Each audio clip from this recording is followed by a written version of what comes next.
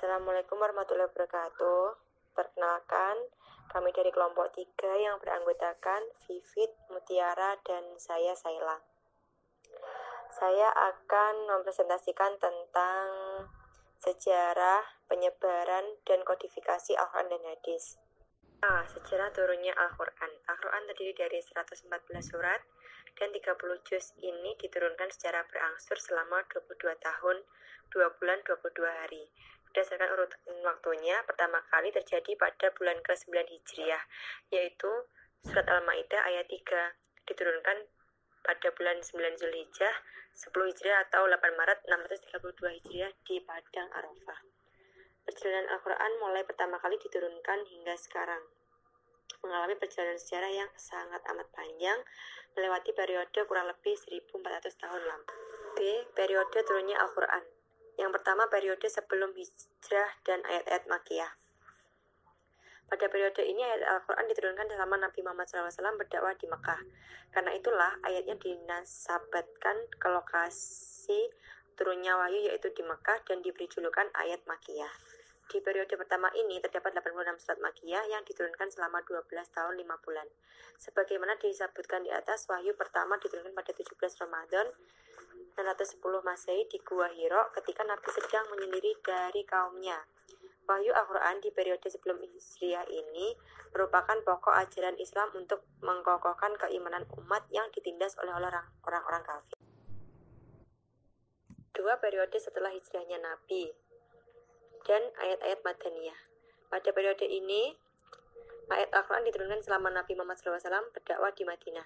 Karena itulah ayatnya disebut ayat Madaniyah. Di periode kedua ini terdapat 28 surat yang turun selama 9 tahun 9 bulan. Karena pengkokohan imam sudah dijelaskan melalui ayat-ayat Makkiyah, maka usai hijrah, ayat-ayat Madaniyah umumnya berkaitan dengan muamalat, syariat, dan hukum-hukum Islam. Di periode ini, ayat terakhir yang diturunkan adalah ayat 3 surat Al-Ma'idah ketika Nabi sedang melakukan haji wada, sekaligus penutup dari wahyu Al-Quran. Yang C, penyebaran Al-Quran. Ketika setiap Rasulullah SAW mendapatkan wahyu, beliau langsung menyampaikannya kepada para sahabat seperti Abu Bakar As-Siddiq, Umar bin Khattab, Utsman bin Affan, Ali bin Abi Thalib, Zaid bin Sabit, Muawiyah bin Abu Sufyan, dan Ubay bin Ka'ab. Nulisan Al-Quran tercatat masih sederhana dan berserakan pada beberapa media seperti pelepah kurma, lempengan batu, daun lontar, kulit atau daun kayu pelana, potongan tulang binatang. Di samping itu, banyak sahabat Rasul yang langsung menghafalkan Al-Quran setelah wahyu diturunkan. Dekodifikasi Al-Quran. Yang pertama, pada masa Abu Bakar As-Siddiq. Pada masa ini banyak hafiz yang gugur dalam peperangan sehingga ia mati syahid. Sehingga Utsman mulai risau dan mulai memikirkan masa depan Al-Quran. Kemudian sedikit berdialog bersama Abu Bakar As-Siddiq untuk mengumpulkan kembali Al-Quran. Akhirnya beliau meminta Zaid, yaitu salah satu mantan juru tulis Nabi Muhammad SAW. Setelah Al-Quran sudah menjadi satu mushaf yang tersusun secara rapi, kemudian mushaf tersebut disimpan oleh Abu Bakar hingga beliau wafat.